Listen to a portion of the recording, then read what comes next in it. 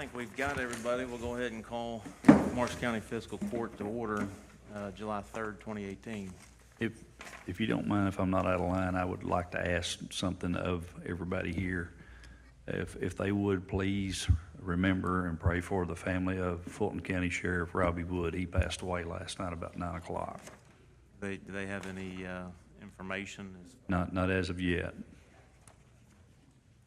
You want to take a moment of silence for Sheriff Woods? Won't we take a moment of silence for Fulton County Sheriff Woods?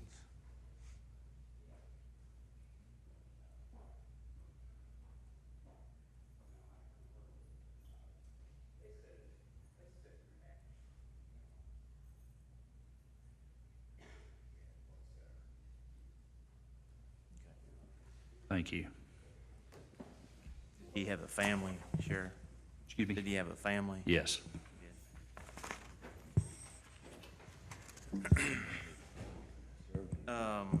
First on the agenda, I had a visit from Vicki McGregor, and we've got a presentation for Eddie McGregor, her husband. It's a Kentucky Kernel presentation. And Eddie and Vicki, won't you stand up here while I present this to you? There is a little surprise. I don't know if Eddie knows, but there are family members. We're going to stand right there by that corner. I'll come up there in a second. But what people don't know, the family's here. I met this morning his two aunts, but he's also got family that can't make it today. And so I believe Seth is in Nashville.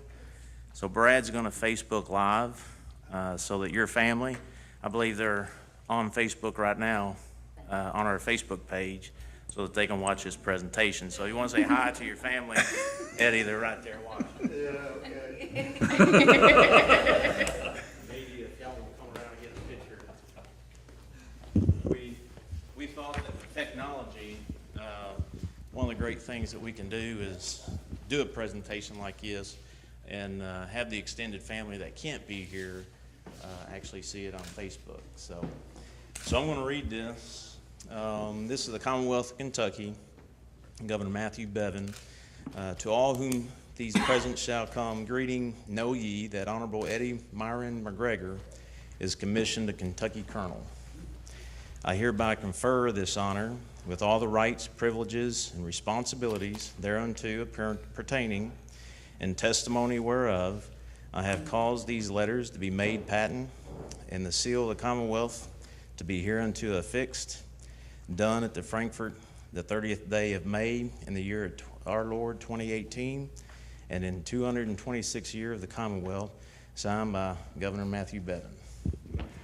And the bio on Mr. McGregor, Vicki gave me his bio, and Vicki, won't you tell us some things that he has done in this community? He's done a lot of things in this community that a lot of people don't. This is why I think it's a great honor to recognize you, because a lot of times we don't know what people in our community are doing. So I'm very thankful that you came to us and told us some things that he's done in our community to receive this. Okay. Eddie has been a professional in the county for 35, 40 years. He worked in Benton, and then in Dreyfusville opened up his own office. And then he's also worked in financial investments as well as accounting and bookkeeping. And then he's also helped in Little League, everything. I guess a lot of dads do that, right? Okay, and then he's also worked in his church as elder, security advisor, Sunday school teacher, and youth leaders and youth camp leaders. And so he's also in the Chamber of Commerce, Board of Directors, and crusades in the county. They had a major crusade back in the 90s, and he was one of the directors for that.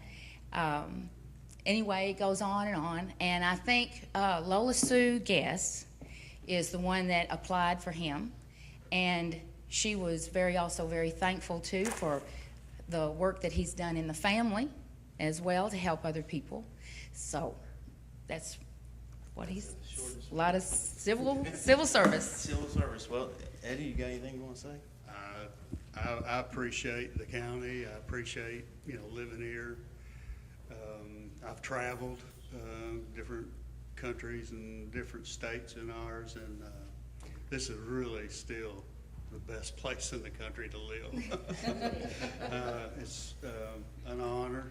Really was surprised. I didn't know that the process was begun until they told me, here we got an appointment. So I do feel honored. I'm humbled by it, and I'm very, very grateful to have it as well. But Well deserved. yeah, Do you have anything you want to say to your extended family that's watching? hi. And Amanda. And all the rest of the people across the country. Yeah. Thank you, Yeah. guys. Appreciate it. Congratulations.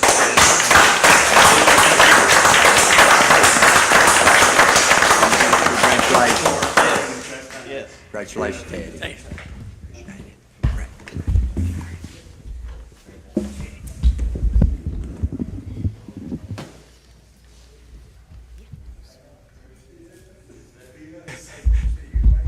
I held her back. Congratulations, Eddie.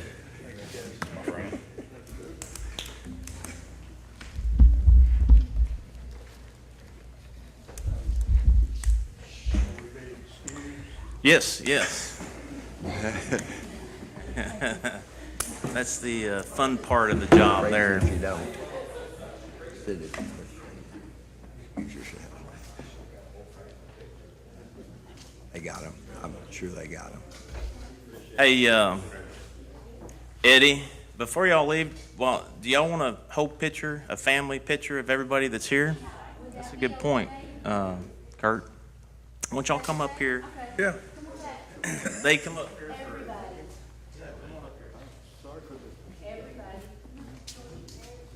Or y'all want to come up here? Who traveled the furthest? But anyway.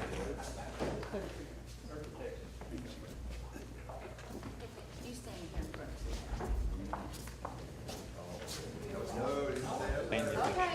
Okay, okay. Step up back here and bomb it. Yes.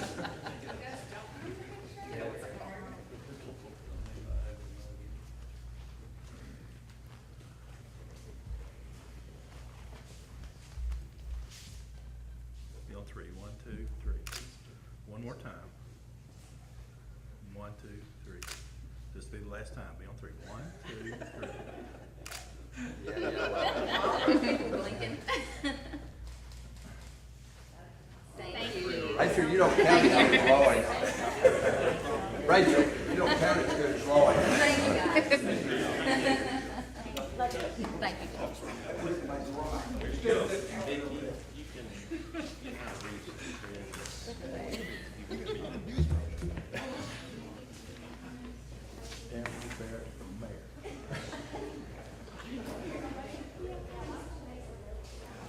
I told him he and my wife were voted most likely to succeed in county's senior class. Yeah. Yeah, I told him that he made it, but I think I held Pat back. Yeah, exactly. But, you know,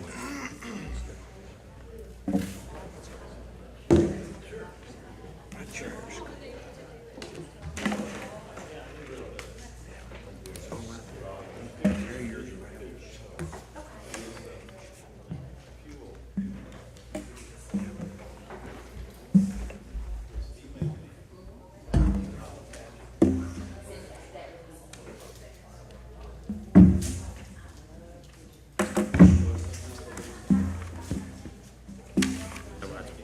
Did you get that, was that up? Yeah. Under correspondence, I'm just going to read this. This is notification of change. This is dated June 20th of this year, and this is from the Transportation Cabinet. All cooperative agreement participants, notification of change, the rural and secondary 80/20 bridge program, ensuring the safety and soundness of bridges across the Commonwealth is a top priority for the Kentucky Transportation Cabinet and Department of Rural and Municipal Aid.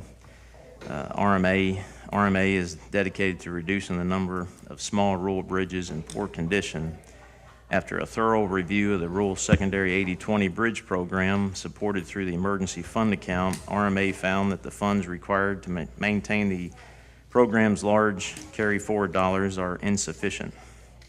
Fiscal responsibility necessitates the RMA discontinue the previous practice of carrying forward amounts effective June 30th, 2018. Accumulated carried forward amounts will not roll over for fiscal year 2019 or future fiscal years. Beginning July 1, 2018, up to $80,000 per county will be made available for fiscal year 2019 to be used under the Rural Secondary 80/20 Bridge Program, subject to available funds. I do want to emphasize that any existing memorandum of agreement will be honored in its entirety. Please continue to submit prioritized recommendations along with your cost estimates and photos to the Office of Rural Secondary Roads. Feel free to contact my office with any questions or concerns you may have.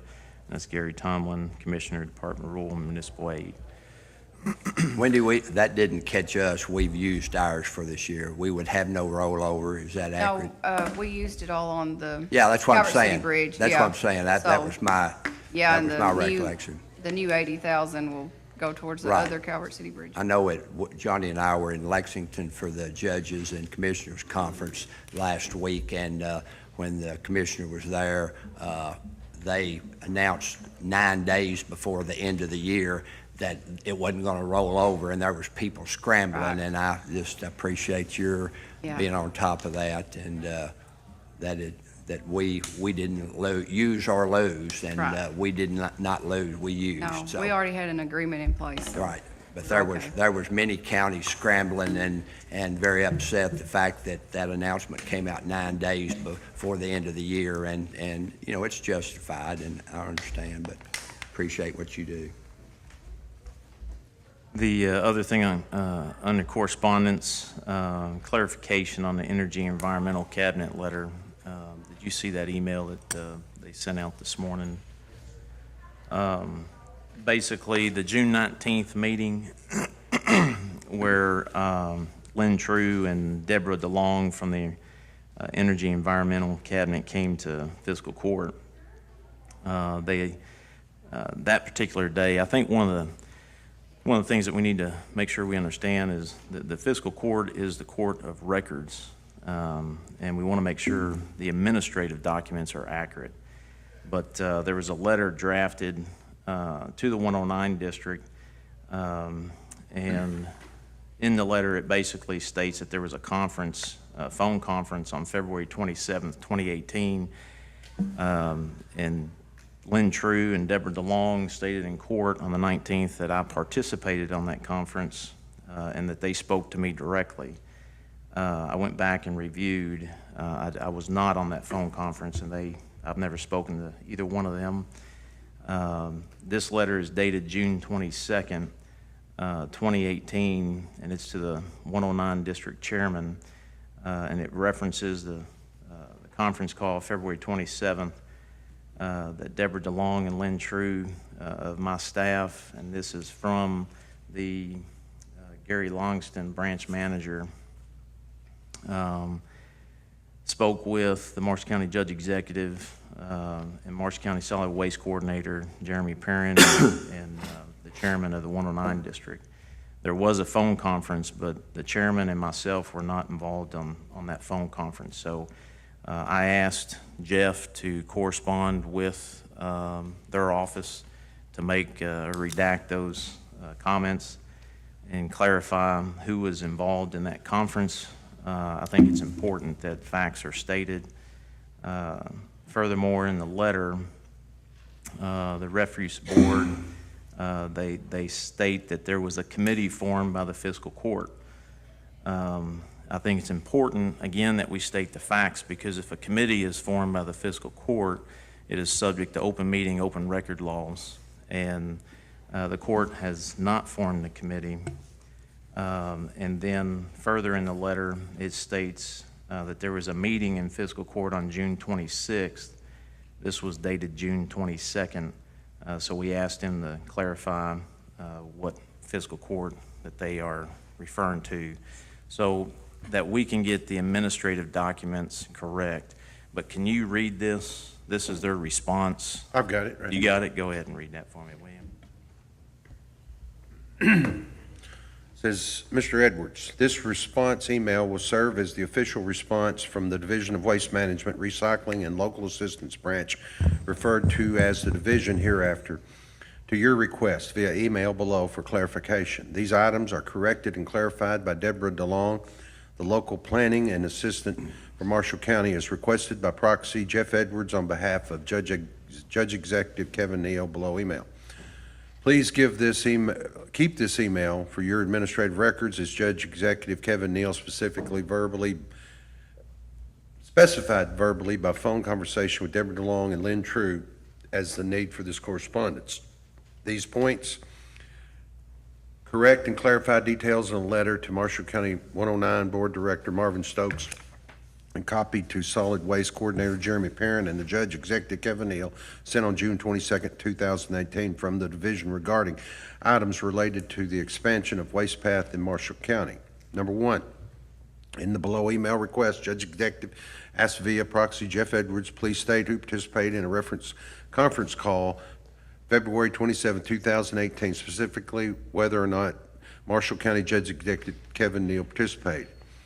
The division responds to this request with the following statements. On February 27th, the conference call was initiated by the division to discuss the topic of local determination, benefits of host agreements, and to gather information from Marshall County regarding the proposed expansion of Waste Path. And attendance in the conference call were Jeremy Perrin, Tim Childs, Deborah DeLong, Lynn True, and George Partridge. These were the only attendees for the entirety of the meeting. The letter states that Judge Executive Kevin Neal was in attendance at this meeting. The division officially retracts that part of the statement to clarify for administrative records Marshall County as requested by Judge Neal by proxy Jeff Edwards via email below. Kevin Neal was not in attendance at the conference call made on February 27, 2018. Number two, in the below email request, Judge Executive Neal asked via proxy Jeff Edwards, please state the date of the Marshall County Fiscal Court meeting attended by yourself and Lynn True. The division responds to this request the following statements. On June 19, 2018, Deborah DeLong and Lynn True attended a fiscal court meeting in Marshall County. The letter stated that the date of the fiscal court meeting was held on June 26. The division officially retracts the June 22nd, 2018 date of the fiscal court meeting and replaces it with June 19, 2018 to clarify for its administrative records of the county as requested by Judge Neal by proxy Jeff Edwards via email below. Lynn True and Deborah DeLong attended a fiscal court meeting on June 19, 2018. In the below email request, Judge Executive Kevin Neal asked via proxy Jeff Edwards, please restate your reference to a committee in reference to the individuals who have been participating and working on the new host agreement. No formal committee has been established by the fiscal court. The division responds with this request, the following statements. On March 23rd, a meeting of invested parties were gathered to discuss possible decisions and actions relating to the expansion of Waste Path. The audio and transcript of the March 23rd meeting were sent to division for review. The transcript does not reference the term committee. The audio of the March 23rd, 2000 has the term committee spoken by several parties of Marshall County and other invested parties in attendance who were speaking in relation to the individuals participating in this discussion. Actions and decisions regarding the expansion of Waste Path landfill. The audio of March 23rd meeting does not identify the persons using term committee. Division Representative Deborah DeLong and Lynn True attended the fiscal court meeting on June 19 and witnessed the term committee spoken in relation to the individuals participating in the discussions, actions, and decisions regarding the expansion of Waste Path landfill by members of the fiscal court, the 109 board chair, and other parties in attendance. During the June 19, 2018 fiscal court meeting, Judge Executive Kevin Neal did not use or reference the term committee when discussing a group or directly addressing any individuals participating in the discussions, actions, and decisions regarding the expansion of Waste Path landfill. In the letter, division referenced the term committee in regards to requiring a meeting with those individuals participating in discussions, actions, decisions regarding the expansion of Waste Path landfill. The sent by proxy Jeff Edwards on behalf of Judge Executive Neal below clarifies for the division that no formal committee has been established by the Fiscal Court. Therefore, the division officially retracts the reference of the committee as any individuals or groups participating in the decisions, actions, and decisions regarding the expansion of Waste Path Landfill to clarify for administrative records of the county requested by Judge Neal by proxy Jeff Edwards via email below. This division recognizes there is no formal committee established by the Fiscal Court participating in discussions, actions, and decisions regarding expansion of Waste Path Landfill and refer to the individuals or groups participating in the discussions, actions, decisions regarding the expansion of Waste Path Landfill as invested parties until a title for a group of individuals participating in discussions, actions, decisions regarding expansion of Waste Path Landfill is determined by the county representatives and communicated to the division officially. If you should have further questions, please feel free to contact me through the channels listed below. Thank you, Jeff. And if we can make sure that that states on the record, it's my responsibility to make sure that the administrative language is accurate. And with that information, I think that clarifies it. Jeff, can I get a copy of that and the email? Yeah, I'll forward it to you right now. Okay, thank you. Under old business, approve the minutes for the June 19th, June 20th special call meeting, administrative code workshop, and budget workshop, June 25th special call meeting, and June 29th special call meeting. Did that list include the June 25th meeting? Yes. You just read? I'd like to make a clarification where it said Commissioner Koch made a motion to dispense of the nonprofit itemized monies, and I would like to, and then he amended his motion. That was the intent to itemize and distribute timely, and like that correction to be made. Well, I think we discussed that in that court meeting. That's a budget amendment, but not directive for administrative action. I think council advised on that. Decision of this body to. And Well, that was is this a discussed.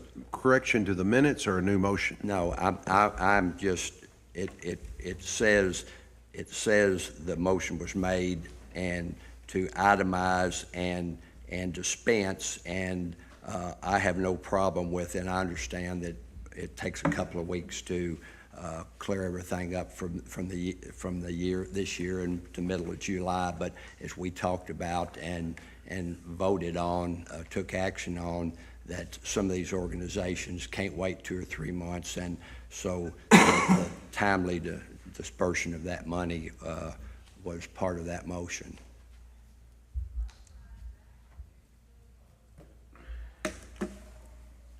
So you're saying the original it's not stated in there what the original motion was? I'm just reading the minutes, and it says the original motion was to dispense of the nonprofit line itemized monies, and that was the intent and of my motion, and also the discussion that was followed that motion was we felt it necessary, at least the majority of us felt it necessary for that to be in a timely manner. So is it stated incorrectly in the minutes? Well, I think the other I issue think it is. I just want to clarify we had and that have it on discussion. record that was the reason for, after the discussion. It was a special call meeting to approve the second reading of the budget. What was presented was an amendment to itemize the dollars for the organizations. Okay. What he wanted to put into his motion was that the administrative carryout of those dollars would be to a specific time order. And the discussion we had was that the amendment was to itemize the budget, not to give the administrative directive. Yeah, as far as the budget's concerned, now, when it's paid out would be depending on the need and/or. Correct, and that's all I'm saying. I want it clarified in a public meeting that it's I don't think timely that would be a dispersion. correction to the minutes. Okay, that's fine. I just wanted to make that point. But it would be an action Fine. you could take upon. Fine. Yeah, that's information. good. I just wanted. Because I think it was identified in that Right, special you'd have to call be identified meeting before you that say. Okay. they were wanting, I believe, July 1 for these dollars to be administered. If you look at That's last not year. correct. We realize that it If takes you look at time in the last middle of year, July. as the treasurer stated, July 12th is when the first check was cut. That's fine. That's fine. That It's fine with was, those that was the organizations. Have no discussion, as far as those dollars. And actually, the, administrative process is already in place. Those agencies have been contacted, for a meeting to meet July 10th. So we'll be ahead of last year's schedule. Just as long as it's in the timely, I just wanted to make sure of that, and I was a little confusing when I read the minutes, and just as long as it's timely, I have no problem, and I certainly realize every year that it takes a couple of weeks, and for those monies to be dispersed, we've got to wait till everything clears, but Motion to approve the minutes then, as written. Des, do you understand what changes, if any, to the 25th minutes? There's none? Okay. What was your motion, Bob? Motion to approve the minutes as written. Second? Second. Take a roll call vote to approve the minutes. Commissioner Gold, Commissioner Bowen, Commissioner Cock. as long as it's timely dispersing. I'm sorry. I didn't hear you. Said aye. All those, the ayes have it, motion carries. Next, under old business, approve ordinance 2018-07, regulating business, day use parks, second reading.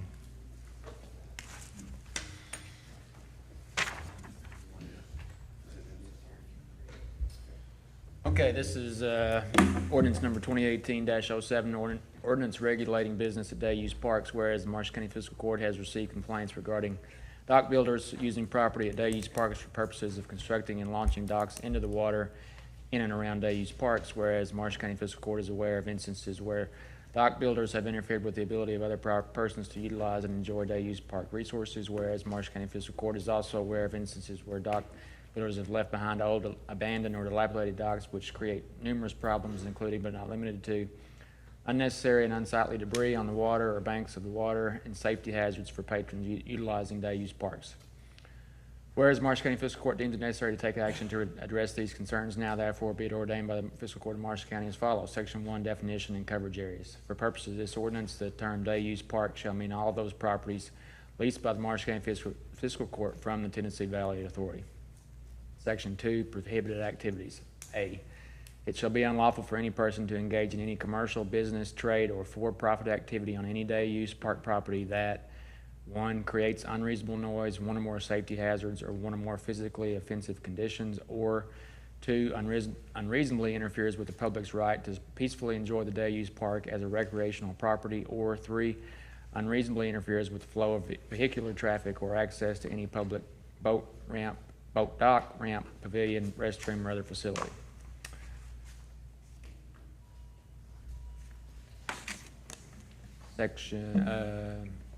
Section or B. It shall be unlawful for any person to negligently or knowingly leave behind any litter, scrap material, or other abandoned property either in or on the water or on the property of the day-use parks, including but not limited to abandoned or dilapidated docks. For purposes of this ordinance, the word litter shall have the same meaning as defined in KRS 512.010. In cases of abandoned or dilapidated docks, the abandoned or dilapidated dock shall be removed from the day-use park property within 14 days. Failing to do so within that time frame shall constitute a violation of this ordinance. Section 3, penalties. Any person who violates any of the provisions of this ordinance shall be guilty of a misdemeanor and shall be fined not more than $500 or imprisoned in the county jail for not more than 30 days or both. Each day of a continuing violation shall constitute a separate offense. Are there any questions regarding that ordinance? Could I ask one, Judge?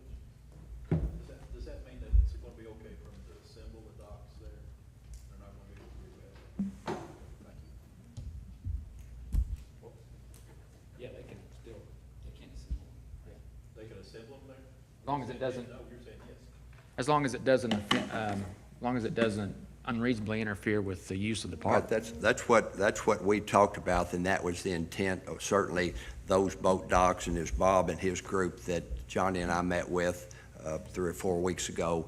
They just want the not be moved in a timely manner and so forth, but that they're not concerned or trying to cut them out of what they do to make a living, because those three businesses in our community, they're the ones that Bob and all the people that live on the lake, they don't have a choice. They call those three entities to make improvements on their boat dock, to build new boat docks and so forth. But that's my interpretation of that, and I think we've talked, and they just don't want them down there blocking it for 3 days, and it just want everybody to work together so it's a win-win situation.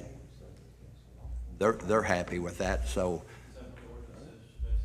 Yeah, I mean, because you don't just look at A, it says unlawful to engage in any commercial business activity so it has to meet one of those three conditions for it to be a violation of the ordinance. Those three conditions it closely mirrors the disorderly conduct statute, which is KRS 525 something, 060, I think. That's where I got a lot of the language for this ordinance, was from that statute. So yeah, you can engage in business down there just as long as it's reasonable, basically. And they're happy with that, and they've discussed that, and like I say, that's just the citizens that live in those areas and the people that do business just working together, and everybody being on their A game to make a better use of the day parks. I think it's important too, the unreasonably interferes. Obviously, law enforcement's going to be responding, so it's at the discretion of and they know law that. enforcement that identifies unreasonably. Sure. Is there a motion So moved. forward? Second. Motion and a second. Vote. All those in favor of District 1, Commissioner Gold? Ayes have it, motion carries. Move on to new business. Ordinance 2018-09, amendment to ABC Ordinance 2017-07. Do you have that one? Do you want a copy of it? Yeah, I'd rather read it from hard copy.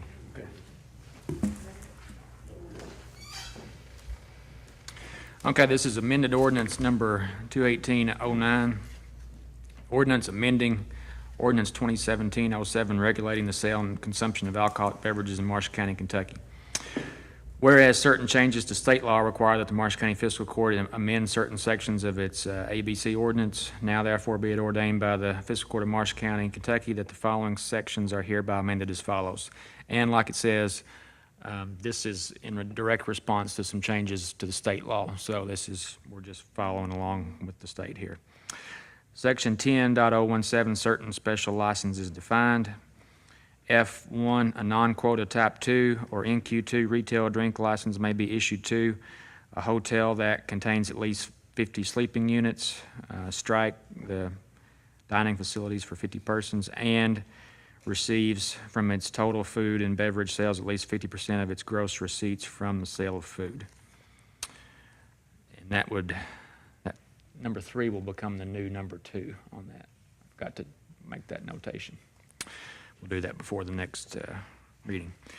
A restaurant, strike the minimum seating requirement. An airport, a riverboat, a distiller, or a business located within or adjacent to an entertainment destination center licensed premises.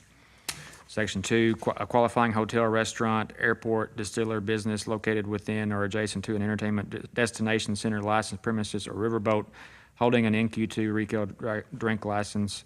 The rest of that is the same. Number 3, a restaurant located within a hotel holding an NQ2 drink license.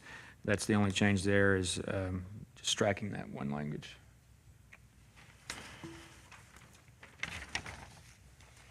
Ten 10.038, this was not a change to state law, but more so of a practical change that Scott Brown recommended that we do. And it's just because you'll see there the 2-inch sign, 2-inch letters just made a huge sign. So we changed that down to 1 inch, and it would just a space-saving maneuver basically is what that amounts to. 10.039, the state just reworded this provision, basically changing the size requirements of the sign, and they no longer provide the sign, but you can download it, I think, from the website. So the old provision is struck entirely, and the new provision reads, all licensed retailers of alcoholic beverages, except holders of special temporary licenses, shall post in a prominent place easily seen by patrons a printed sign at least 8.1/2 inches by 11 inches in size with gender-neutral language supplied by the Cabinet for Health and Family Services, which shall warn that drinking alcoholic beverages prior to conception or during pregnancy can cause birth defects. Size of the font doesn't matter. I mean, you don't specify now any size to the font. Not in this one. Yep. That's just copied verbatim from the statute, Okay. so. 10.045 signs and advertising. We had a lot of advertising restrictions at first, but courts and the legislature has poo-pooed that, to use a real technical legal term there. So we're going to change all that. Unless expressly permitted by state, prohibited, that should say.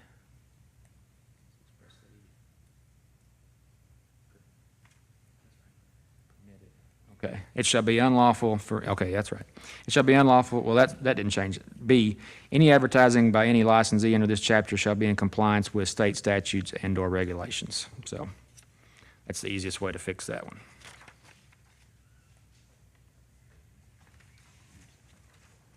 Jason, I think on the very first page where it references ordinance number 2017-07, I think that should be 2015-05.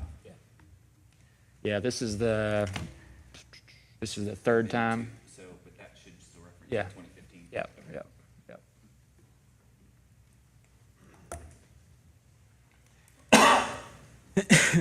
Just so that people understand that, because I know I've had several people communicate to me, but these are changes other than the 10.038 that Scott made his recommendation on the signage, but these are changes from the state, on the state law that we have to comply with.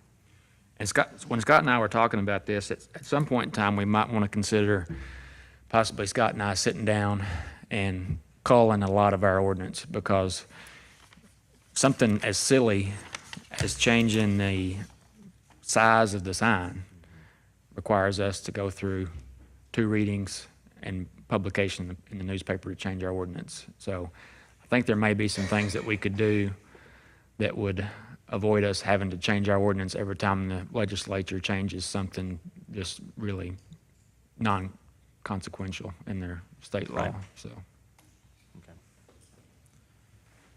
Are there any restrictions on signage by the state? Or they can, is it pretty much wide open, anything they want to put out? Yeah, courts have said there's really no reason to treat, distributors or sellers of alcohol different than any other business, so got a lot of First Amendment free speech concerns on that.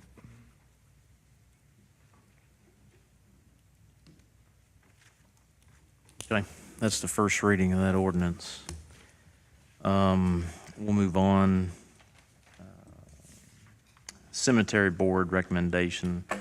The court changed the administrative code to 2 days, or I believe it was 2 days, to notify board appointments. The Cemetery Board met yesterday and gave me their recommendation. So I'm presenting to you today. You can table it till next court meeting, but Kathy Thompson is my board appointment. So I'll leave that up to y'all's discretion if you want to take action today or do it to the next court meeting. She's going to be replacing Gary Teckenbrock's term, which expired end of June. Did Gary not want to be reappointed? No, he said he hadn't been able for a while. We can act on that today as far as I'm concerned.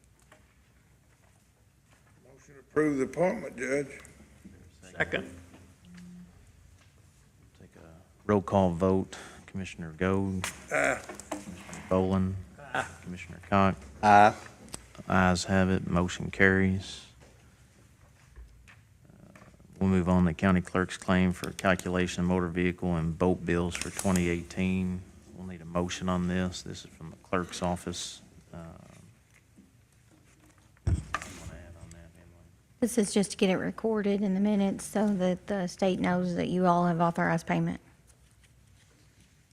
Motion to approve the county court clerk's claim for calculation of motor vehicle and boat bills for 2018.